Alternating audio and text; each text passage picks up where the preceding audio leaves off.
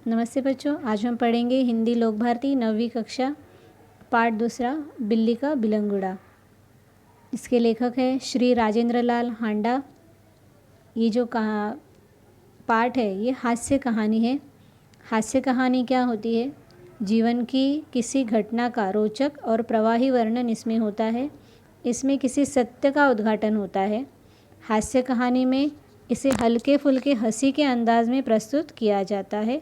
कोई सीरियस घटना जिसे हंसी के माध्यम से प्रस्तुत किया जाता है।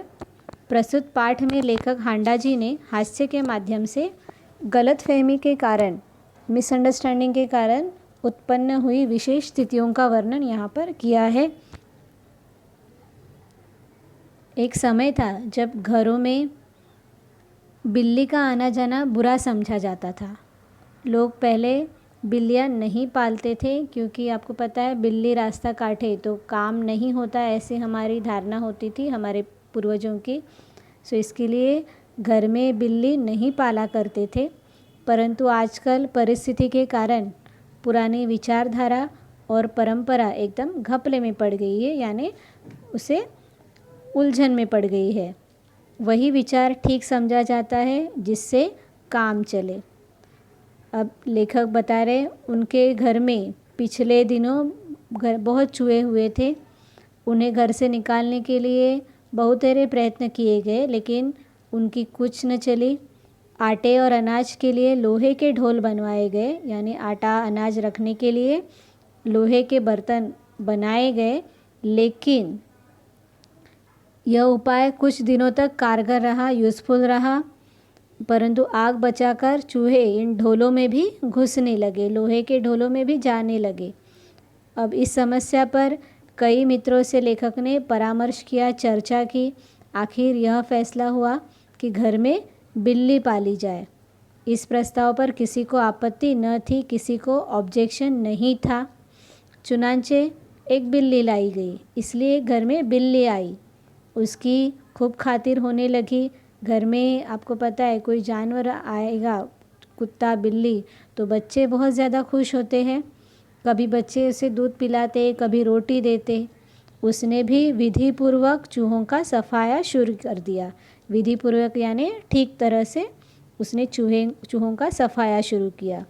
देखते ही देखते चूहे घर से गायब हो गए। अब सब लोग बड़े खुश हुए।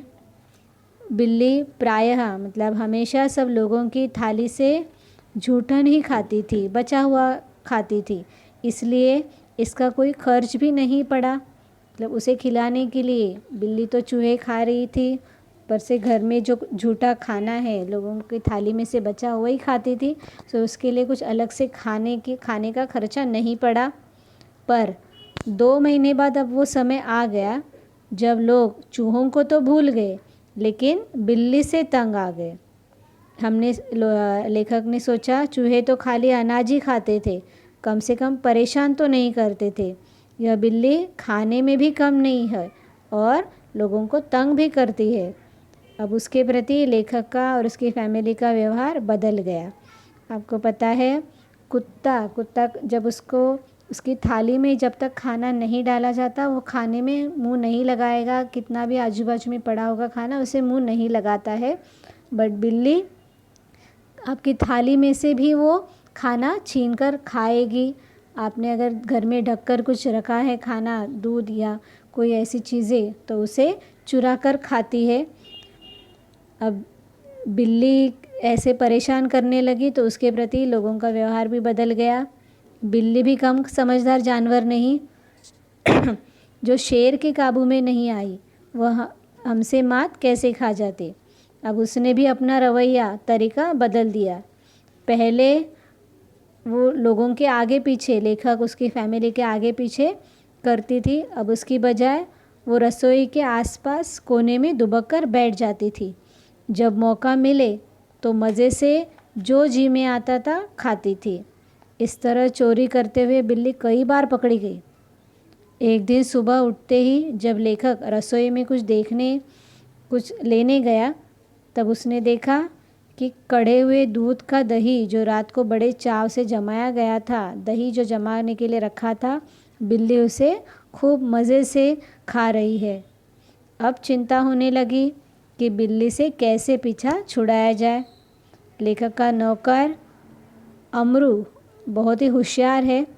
रात को काम खत्म करके जाने से पहले उसने खाली बोरी के अंदर 2 रोटियां डाल दी और चुपके से एक तरफ खड़ा होकर बिल्ली का इंतज़ार करने लगा। बिल्ली आई, वह एकदम रोटियों पर झपटी। वैसे ही नौकर ने तुरंत बोरी का सिरा पकड़कर उसे ऊपर से बंद कर दिया और रस्सी के साथ बोरी का मुंह बांध दिया, मतलब बिल्ली को बोरी के अंदर पकड़ लिया। बट चूँकि अब रात के 10 बजे थे, तब लेखक ने नौकर अमरू से कहा सवेरे बिल्ली को कहीं दूर छोड़ आए जिससे वह घर में वापस ना आ सके। अब दूसरे दिन सुबह सब लोगों को चाय पिलाते पिलाते अमरू को लगभग 8 बज गए। तब लेखक ने उसे याद दिलाया कि उसे बिल्ली को भूली भटियारीन की तरफ छोड़ कर आना है, कोई ऐसी गली में जहाँ से वो वापस ना आ सके। बोरी कंधे पर लटका अमरू चल दिया। अब बात आई गई हो गई, मतलब उसे बता दिया, लेखक भूल गए। लेखक हजामत और स्नान आदि में व्यस्त हो गए, नहाने के लिए गए क्योंकि 9:30 बजे उन्हें दफ्तर जाना था। अब गुसल खाने में है लेखक, गुसल खाना यानी बाथरूम में जब लेखक थे तभी उन्हें बाहर से ज़ोर का शोर सुनाई दिया। लेखक नहाने में व्यस्त था और कुछ गुनगुना रहा था, इसलिए उनका उधर ध्यान नहीं गया। 2 मिनट के बाद फिर शोर हुआ। अब इस बार लेखक ने सुना कि उनके घर के सामने कोई आवाज़ लगा रहा है, आपका नौकर पकड़ लिया गया है, अगर आप उसे छुड़ाना चाहते हैं तो छप्पर वाले कुएं पर पहुंचिए। अब लेखक हैरान हुआ, क्या बात है? वो समझा शायद अमरू किसी की साइकिल से टकरा गया होगा और शायद साइकिल वाले को कुछ नुकसान हो गया है और उसने अमरू को धर पकड़ा। अब लेखक सोच रहे, इमेजिन कर रहे, शायद ऐसा ही हुआ होगा, शायद अमरू किसी साइकिल से टकरा गया होगा और उस साइकिल वाले का कुछ नुकसान हुआ होगा और इसलिए उसे पकड़ा हो। रही आदमी इकट्ठे होने की बात, यह काम दिल्ली में मुश्किल नहीं और फिर करोल बाग में तो बहुत आसान है, जहाँ सैकड़ों आदमियों को पता ही नहीं कि वे किधर जाए और क्या करे। लेखक बता रहे कि आदमी इकट्ठा होने के लिए कोई बहुत बड़ी घटना की ज़रूरत नहीं होती। आपको भी पता है, कोई एक आदमी आसमान की तरफ उंगली करके कुछ दिखा रहा है तो आजू बाजू के सारे लोग जमा होकर ऊपर देखने लगेंगे। सो शहरों में जहाँ पर लोग हैं वहाँ पर ऐसे होता है। लेखक दिल्ली में रह रहे तो बता रहे करोल बाग में जहाँ बहुत आसान है, जहाँ पर बहुत सारे लोग ऐसे ही घूमने आते हैं, उनको पता नहीं कहाँ जाना है, क्या करना है। सो ऐसे ही भटक रहे तो कुछ आवाज़ सुनकर लोग जमा हुए हैं। खैर, उधर ही जा रहा था लेखक, उसी तरफ जा रहा था कि रास्ते में खाली बोरी लटकाए अमरू आता हुआ दिखाई दिया। वो खूब खिलखिलाकर हंस रहा था। उसे डांटते हुए लेखक ने पूछा, अरे क्या बात हुई? तूने आज सुबह ही सुबह क्या गड़बड़ की जो इतना शोर मचा और मोहल्ले के लोग तुझे मारने दौड़े? अमरू को कुछ कहना ही नहीं पड़ा। उसके पीछे कुछ आदमी आ रहे थे, उन्होंने लेखक को सारा मामला समझा दिया। बात यह हुई थी कि जैसे अमरू कंधे पर बोरी लटकाए बिल्ली को बाहर छोड़ने जा रहा था, कुछ लोगों को शक हुआ कि बोरी में बच्चा है। 2 आदमी चुपके चुपके उसके पीछे हो गए। उन्होंने देखा कि बोरी अंदर से हिल रही है। बोरी के अंदर क्या था? बिल्ली थी। बट वो बिल्ली बोरी के अंदर हिल रही थी। लोगों को लगा उसके अंदर बच्चा है। उन्हें विश्वास हो गया इस बदमाश ने किसी बच्चे को पकड़ा है। अमरू स्वभाव से अल्पभाषी यानी कम बोलने वाला है और कुछ मस्खरा भी है यानी मस्करी करने वाला। वह चुप रहा। देखते देखते 50 आदमी इकट्ठे हो गए। उनमें से एक चिल्ला कर कहने लगा, घेर लो इस आदमी को, यह बदमाश उसी गिरोह में से है जिसका काम बच्चे पकड़ना है। उस जगह से पुलिस थाना भी बहुत दूर नहीं था। एक आदमी लपक कर थाने गया और वहाँ से थानेदार और एक सिपाही को बुला लाया। थानेदार को देखते ही एक उत्साही दर्शक ने यानी देखने वाले ने अपने कुर्ते की बाहें ऊपर उठाते हुए बोला, दरोगा जी, ऐसा नहीं हो सकता कि आप इस बदमाश को चुपचाप यहाँ से ले जाए और कानूनी कार्यवाही के आड़ में इसे हवालात के मज़े लेने दें। पहले इसकी जी भर के मरम्मत होगी। अब लोगों को ये पसंद नहीं है कि पुलिस उसे पकड़ कर लेके जाए और हवालात में बंद रखे, फिर उस पर केस चलते रहे। आपको पता रहेगा ऐसे बड़े बड़े मुजरिम जो होते हैं उनको पकड़ के लेके जाते जेल में, आराम से खाना खिलाते हैं, उनके ऊपर केस सालों साल चलते रहती है और बहुत सालों के बाद उन्हें सज़ा होती है। सो ये जो दर्शक है देखने वाला, वो नहीं चाहता कि उसे ऐसा हो, उसके साथ ऐसा हो। वो चाहता है पहले उसे हम लोग जी भर के उसे मारे। गज़ब नहीं है कि भरे मोहल्ले से बच्चे उठा लिए जाए। 2 दिन हुए पास वाली गली में से एक बच्चा गुम हो गया। देवनगर से तो कई उठाए जा चुके हैं। आप बाद में इसके साथ जो करें, पहले हम लोग इसकी पिटाई करेंगे। वो चाहता है कि आप बाद में इसके साथ जो भी करें, लेकिन पहले हम लोग इसकी पिटाई करेंगे। अब भीड़ में से दसियों ने इस सुंदर प्रस्ताव का समर्थन किया और लोग अमरू को पीटने के लिए मानो तैयार होने लगे। उन दिनों दिल्ली में बड़ी सनी फैली हुई थी। नगर के सभी भागों से बच्चों को उठाए जाने की खबरें आ रही थी।